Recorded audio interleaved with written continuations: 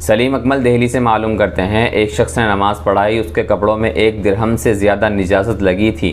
اس کو اس کا پتہ بعد میں چلا اور وہ شخص وہاں بطور مہمان تھا، وہاں کے لوگوں سے بھی واقف نہیں تھا، تو ایسی نماز کا کیا حکم ہے؟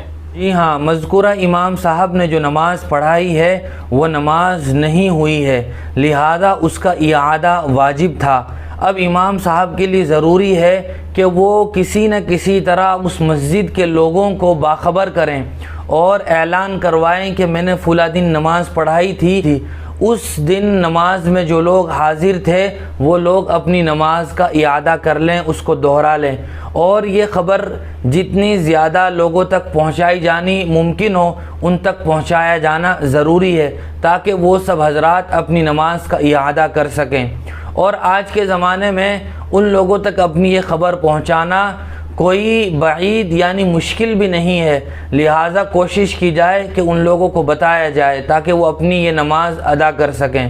اگر امام صاحب ایسا نہیں کرتے ہیں اور جان بوجھ کر غفلت کرتے ہوئے یا یہ کہ شرم کی وجہ سے چھوڑ دیتے ہیں تو وہ گنہگار ہوں گے۔